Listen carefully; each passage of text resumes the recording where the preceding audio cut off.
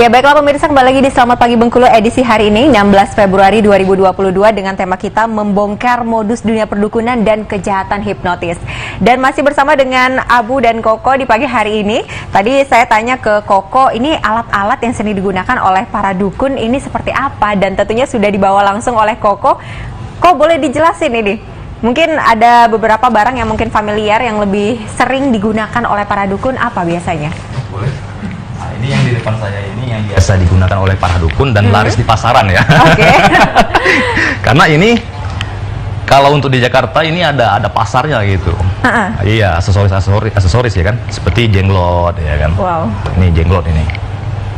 Ini harga jenglot dijual di Jakarta ini pasaran sekitar 25.000 sampai 1.500.000-an. 25.000 sampai 1.500.000. Iya, kalau yang 25.000 itu biasa digunakan untuk aksesoris gantungan kunci. Oke. Nah, kalau yang sampai jutaan itu biasanya yang ada sensor darah, jadi terkesannya dia minum darah, ya kan. Terus yang kedua bahan pembentukan jenglot itu dari bangkai hewan. Jadi pernah ada penelitian itu DNA-nya hampir mendekati DNA manusia.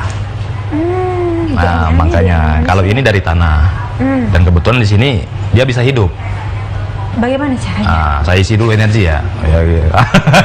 Wah, itu kan. Nah, saya hidupi. Ini. Oh.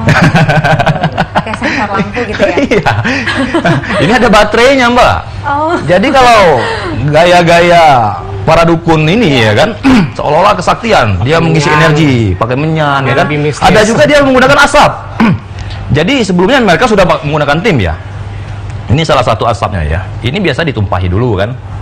Ditumpahin ke jenglotnya kan, ke jenglotnya, dan di salah satu tangan saya ya kan saya berikan yang A nya, kita katakan saja A sama B ya, yang di tangan saya adalah A nya dan ini B ya, kita dekati aja. Tengok asapnya. Jadi terkesannya sakti ya kan. Wow. Nah, dengan modus gaya gitu. Ternyata ada benda. Ada bendanya. Oke. Ada bendanya, itu lihat asapnya makin banyak ya kan tuh. Jadi terkesannya saya mempunyai energi yang positif dan ini negatif, timbul asap gitu. Dengan beradu energi tadi gitu kan. Waduh, udah dibongkar nih. Oh iya, ini sudah dibongkar ini. Nah, jadi saya harap ya setelah nonton film ini ya, acara ini ya, saya harap jangan sampai digunakan oleh oknum-oknum lagi gitu. Dan juga mudah-mudahan masyarakat bisa cerdas lah. Tidak gampang percaya. Iya. Ini biasanya untuk mungkin kita sebut para konsumen ya, mungkin yang ingin membeli jenglot ini untuk apa kegunaannya? Fungsinya kalau untuk untuk apa? fungsinya salah satu untuk pelaris. Pelaris? Pelaris. Apakah benar adanya? Ya, yang sesuai dengan saya bilang tadi ya. Ilmu pelaris itu ada, cuman tidak yang seperti ini. Ini hanya untuk mendongkrak sugesti aja. Mendongkrak sugesti agar mereka lebih percaya diri dan yakin gitu bahwa itu benar adanya. Betul. Baik. Selanjutnya, apakah ada benda-benda lainnya? Ada. Ini salah satunya bulu perindu yang sering laris di pasaran ya kan. Ini sebenarnya rumput liar ya itu kan. Jadi kata orang ya, rumput yang asli bulu perindu yang asli itu bergerak kalau kena air ya kan. Nah, ini contohnya. Ini saya kasihkan air. Air biasa? Air biasa.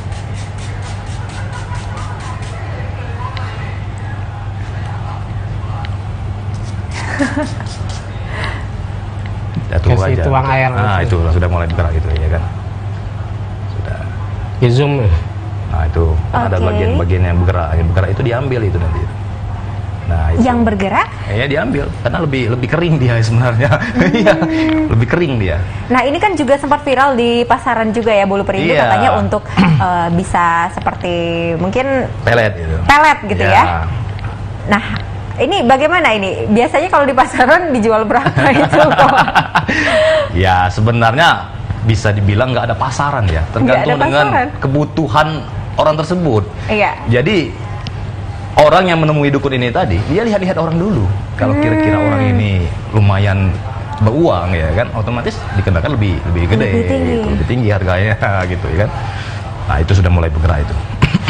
Dan juga ini terkadang sudah dikasih parfum gitu. terkadang ada juga lapas-lapas Allah digunakan mereka. Itulah tadi saya bilang tadi, pembodohan mengatasnamakan agama. Yang saya sangat sesalkan di sana, ya kan. Baik, selanjutnya apakah ada benda yang lainnya? Telur santet. Pernah dengar nggak? Setiap terkadang kita menemui oknum dukun tersebut, kita diberikan syarat. Salah satunya disuruh membawa telur. Iya. Ya. Nah, jadi di saat dukun itu menyuruh kita membawa telur, keesokan harinya kita menemui dukun lagi, dan syaratnya sudah kita berikan, dan dia dengan gaya-gaya dia lah, ya kan, dengan tempel di badan manusia itu ataupun apalah gaya pola-pola mereka kan, atau pijatan, ya kan. Nanti di dalam telur ini keluarlah yang namanya benda-benda yang tidak mungkin masuk di dalam telur, seperti jarum, paku, rambut, darah. Caranya seperti apa? Coba dicek. Ini kita boleh dicek. Mbak Indahnya. Mbak Indah lihat dulu. Mungkin Mbak Indah kena kira-kira santet, ada hal yang kira-kira ini enggak? Canggung nggak kira-kira di ini? Ini telur asli itu. Maksudnya diapain? Coba dilihat aja untuk ngilangin energi negatif. Ini asli nggak kira-kira? Oke, nah digosokin ya, digosokin. Soalnya saya ceritanya saya gosokin untuk nyabut santet di dalam tangannya. Ini ceritanya. Oke, coba Mbak Indah sendiri mecahkan kalau boleh. Itu singkirin aja. Ini telur rebus atau telur mentah atau gimana ini? Telur mentah dia. Telur mentah ya? Iya. Saya pecahin nih, pemirsa boleh dilihat. Pecahin biasa. Pecahin aja ya, pelan-pelan aja Mbak, jangan sampai ngecat ya. Belah dua. Nah, belah dua. Oke. Kayak gimana sih? Nah, oke. Coba kita lihat. Ada nggak? Kita cari.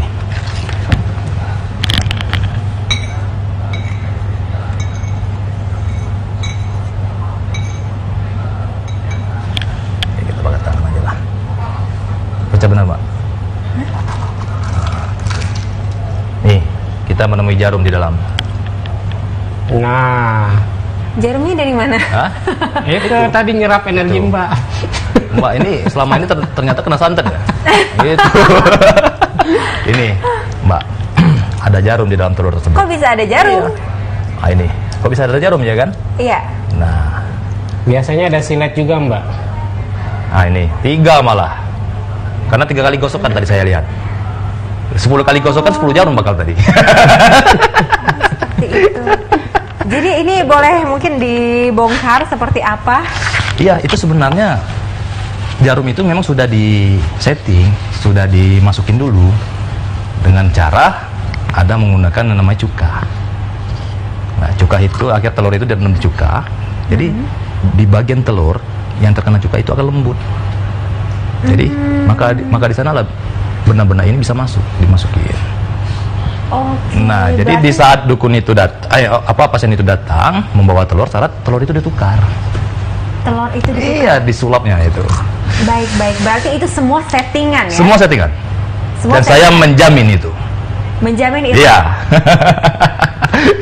Saya juga pengen tanya, mungkin ada beberapa mungkin para orang-orang seperti itu ada sakit lain sebagainya, dan ketika pergi ke bisa dikatakan dukun seperti itu, mereka membaik, itu apakah sebenarnya sugesti atau bagaimana? Ya, kembali kepada sistem kepercayaan tadi saya bilang ya. Itu jatuhnya ya sugesti, ya kan. Jadi seperti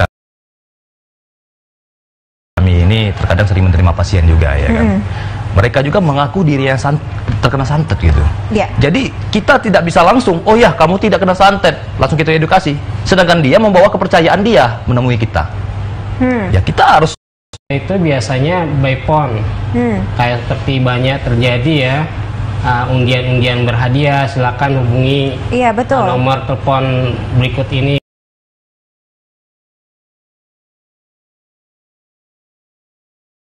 Walaupun biasanya nomor teleponnya pakai identitas agama misalnya kan, biar untuk menanamkan kepercayaan seseorang, atau bisa jadi yang sering terjadi, telepon anak ibu kecelakaan, anak ibu di kantor polisi, maka dia akan tersugesti dalam bawah sadarnya. Kalau dia fokus, maka dia akan mengikuti instruksi sang pelakunya gitu.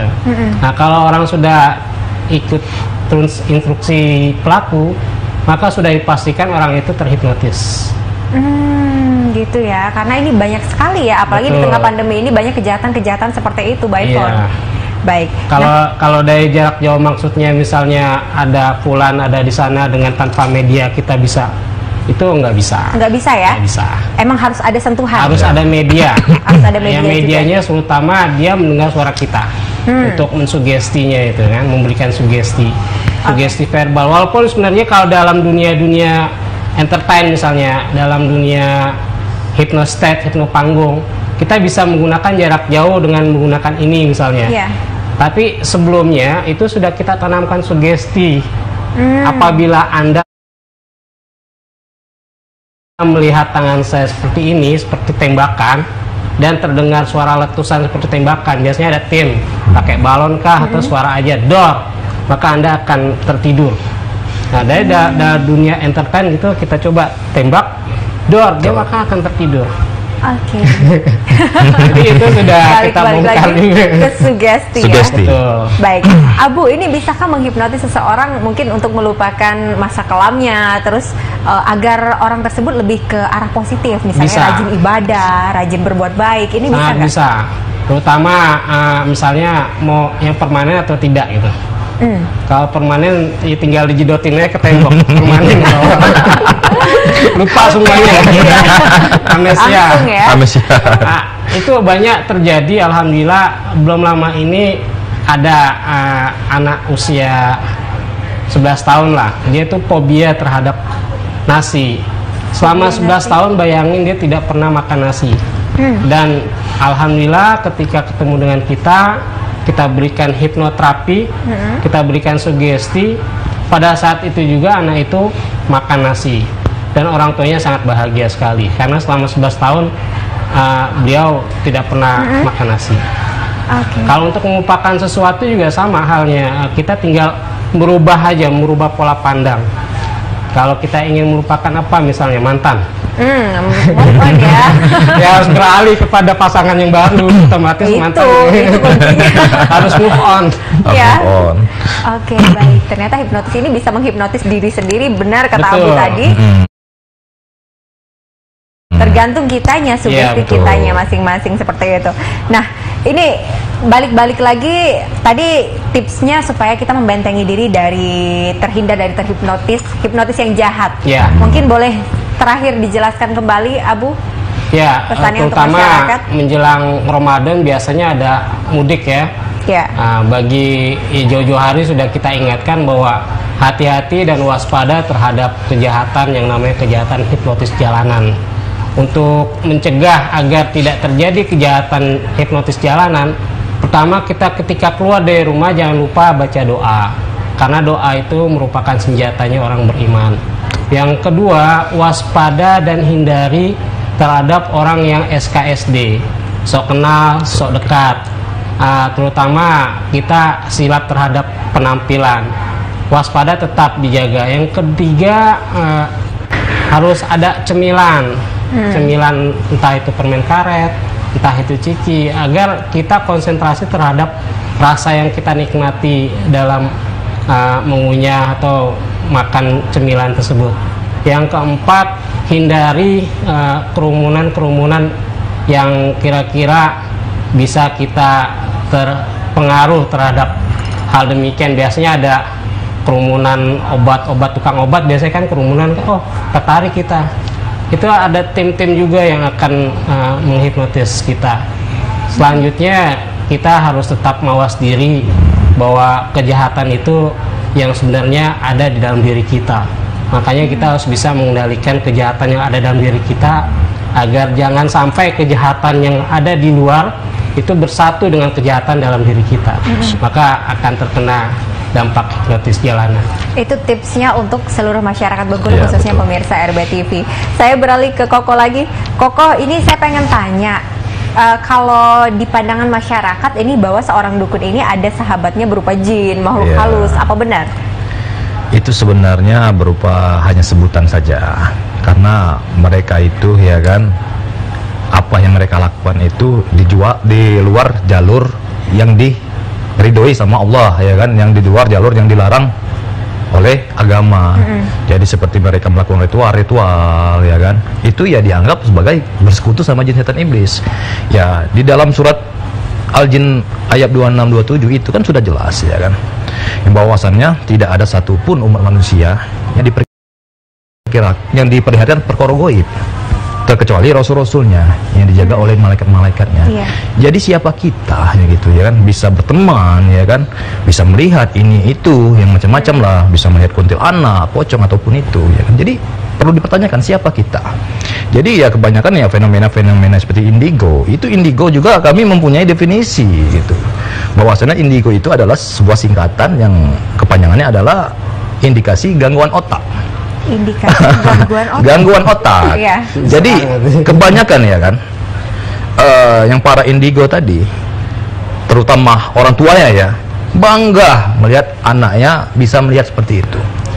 Ya pada dasarnya, ya kan, anak itu sebenarnya telah tersugesti oleh lingkungan keluarga dia itu sendiri ataupun lingkungan terdekat dia. Contoh, saat masih kecil orang tuanya hobi nonton film-film horor, salah satunya. Terus orang tuanya sering takut, ya kan, parno ataupun soal-soal mistik. Ya akhirnya secara tidak langsung terinputlah sugesti kepada anak itu. Nah, kenapa saya bilang itu sebuah penyakit? Alhamdulillah saya sudah menyembuhkan orang, Mbak, yang indigo yang dari kecil katanya gitu. Nah, karena orang yang menemui saya, dia benar-benar kepengen sembuh gitu. Lain seperti orang yang tidak mau sembuh. Dia akan selalu bertentangan dengan apa saya katakan ini. Dan para indigo akan bakal menentang saya setelah saya berbicara seperti ini. Karena mereka masih meyakini gitu, ya kan, bahwasannya tidak menerima ini adalah sebuah penyakit. Baik. Tapi sebenarnya sekarang kita bawa jin, Mbak. Mana jinnya? Bentuknya hitam, tinggi. Coba tegak jinnya. Di sini langsung ya.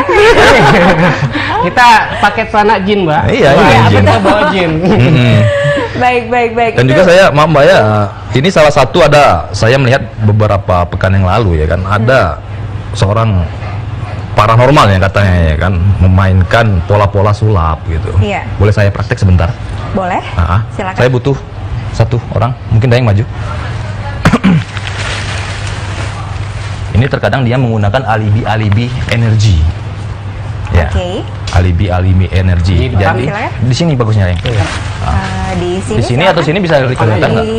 Oh, depan sini. Sini yang sini. Oke. Baik. Boleh dites. Ini dia sebelum diberikan media air, ya kan? Oke. Ini digunakan pola gini. Jadi di saat sebelum saya kasih media energi air, keseimbangan dia tidak ada. Ya. Namun tetapi setelah saya berikan mantra, ya kan, doa, ya kan, di air ini. Kalau doa itu wajib loh, apapun itu. Namun tetapi ini berbentuk pembodohan, ya. Misalkan mantranya apalah, ya kan. Kalau saya mantranya gampang. Balonku ada 5 rupa-rupa warnanya, merah, kuning, kelabu, merah muda dan biru. Meletus balonnya jauh, tur, sudah. Ada energi, silakan minum. Minum ya? Ya, minum. Ya dikit aja, nggak apa-apa lah. Oke. Setelah dia minum, dia mempunyai kekuatan. Mau 2 orang pun, 3 orang pun, ini sulit jatuh. Ini yang biasa diperhatikan mereka. Kenapa bisa itu? Iya, karena ini sebuah pola yang untuk meyakinkan seolah-olah dia itu sakti. Jadi dengan otoritas seperti itu, nanti ada calon pasiennya akan menemui dia. Wah, dia ini seorang sakti gitu. Dengan adanya seperti ini, ya kan. Nah, sebenarnya ini ada sebuah sulap yang sudah dibongkar loh. Ya kan, sudah dibongkar di YouTube, ya kan. Polanya gini, di saat pertama saya sedikit menarik beliau. Setelah beliau minum, saya menekannya ke bawah.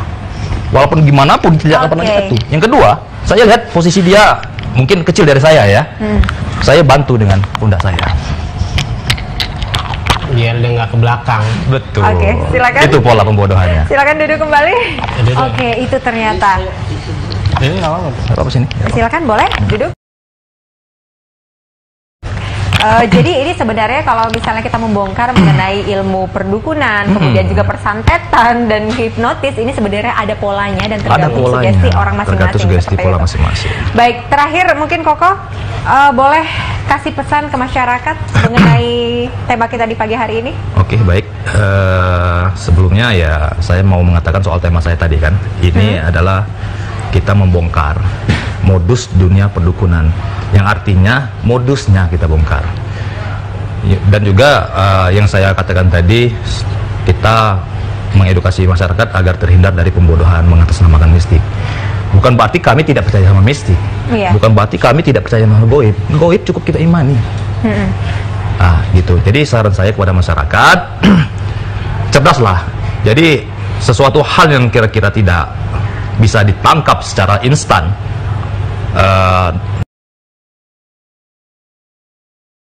nalar mereka di saat mereka melihat, itu jangan gampang percaya. Jangan gampang percaya. Ya, betul. Itu aja pesan saya. Itu pesannya untuk seluruh masyarakat Bengkulu pastinya.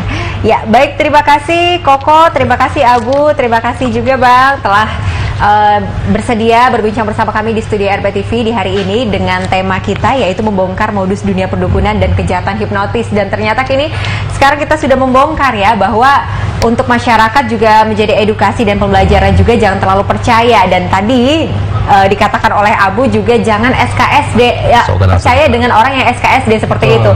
Dan tentunya pastinya pesannya untuk seluruh masyarakat harus kuat iman juga ya Bang ya. Kuat iman, kemudian juga jangan terlalu percaya dengan hal-hal yang seperti itu, dan tetap berdoa kalau kemana-mana agar terhindar dari kejahatan-kejahatan yang telah disebutkan tadi. Saya Ida Septirsani pamit undur diri. Wassalamualaikum warahmatullahi wabarakatuh.